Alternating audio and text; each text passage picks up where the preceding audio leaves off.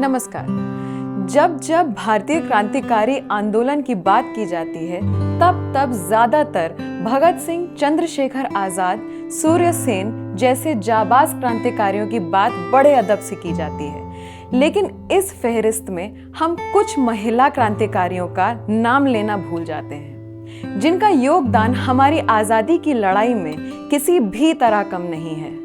इन्हीं महिला क्रांतिकारियों में से एक नाम है दुर्गावती देवी जी का, जिन्हें हम प्यार से दुर्गा भाभी के नाम से भी जानते हैं। दुर्गा भाभी चंद्रशेखर आजाद और भगत सिंह के हिंदुस्तान सोशलिस्ट रिपब्लिकन एसोसिएशन की एक अहम सदस्य थी। ये वही दुर्गा भाभी हैं जिन्होंने सॉन्डर्स की हत्या के घटने के बाद भगत सिंह और उनके अन्य साथियों का बड़े दिलेरी से लाहौर से निकलने में मदद की थी।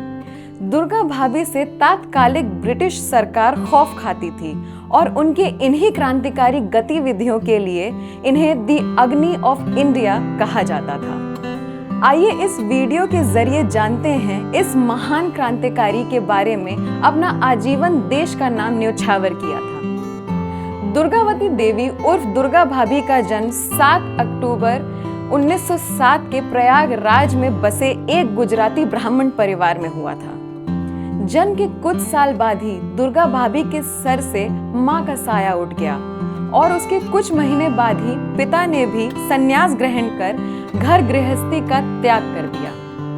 दुर्गा भाभी अपनी चाची के हाथों पली बढ़ी और 11 साल की उम्र में ही उनका विवाह भगवती चरण बोहरा के साथ हुआ, जो कि भविष्य में खुद एक बहुत बड़े क्रांतिकारी साबित हुए। दुर्गा भाभी के ससुराल वाले काफी उदार थे और उन्होंने दुर्गा भाभी को न सिर्फ पढ़ाई जारी रखने के लिए प्रेरित किया, बल्कि उनकी पढ़ाई के लिए एक प्राइवेट ट्यूटर भी रखा।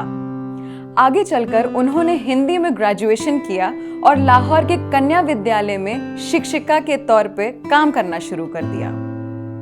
लाहौर में ही अपने पति भगवती चरण बोहरा के जरिए दुर्गा भाभी भगत सिंह और उनके साथी क्रांतिकारियों के संपर्क में आईं।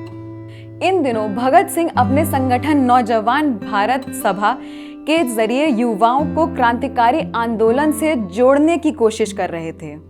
भगत सिंह और उनके साथियों के कार्यों से प्रभावित होकर दुर्गा भाभी ने भगवती चरण बोहरा, चंद्रशेखर आजाद और भगत सिंह के द्वारा बनाए गए नए क्रांतिकारी संगठन हिंदुस्तान सोशलिस्ट रिपब्लिकन एसोसिएशन के स्थापना में अहम योगदान दिया।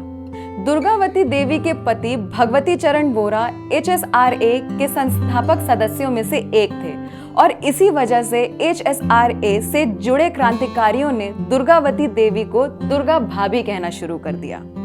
1925 में दुर्गावती देवी ने अपने पुत्र सचिनंदा को जन्म दिया और कुछ वर्षों के लिए क्रांतिकारी गतिविधियों से दूर रहीं।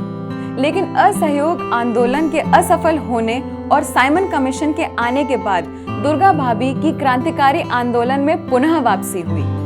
साइमन कमीशन के विरोध प्रदर्शन के दौरान जब एक लाठीचार्ज की घटना से लाला लाजपत राय की शहादत हुई, तब बदले के तौर पे हसरा के द्वारा भगत सिंह और चंद्रशेखर आजाद के नेतृत्व में सॉन्डर्स की हत्या कर दी गई। इस घटना के बाद अंग्रेजी हुकूमत भगत सिंह और उनके साथियों को गिरफ्तार करने के लिए पंजाब में जगह जगह छापे मार रही थी और इसी बीच दुर्गा भाभी ने अपने क्रांतिकारी साथियों को बचाने के लिए कुछ ऐसा किया जिससे उनका नाम इतिहास के पन्नों में हमेशा के लिए दर्ज हो गया। दरअसल जब पुलिस भगत सिंह और उनके HSRA से जुड़े हुए साथियों को ढूंढ रही थी, तब दुर्गा भाभी ने भगत सिंह की पत्नी के वेश में भगत सिंह को लाहौर से बाहर निकाला। इस घटना के बाद जब भगत सिंह असेंबली बम केस में जेल में थे, तब दुर्गा भाभी ने अपने कीमती गहने बेचकर 3000 रुपए भगत सिंह और उनके साथियों की कानूनी मदद करने के लिए दिए। ट्रायल के दौरान जब यह लगने लगा कि ब्रिटिश हुकूमत भगत सिंह और उनके साथियों को फांसी की सजा देना चाहती थी, तब भगवती चरण बोहरा कुछ और क्रांतिकारी साथियों के साथ मिलकर उस जेल पे अटैक करना चाहते थे जहां भगत सिंह को रखा गया था।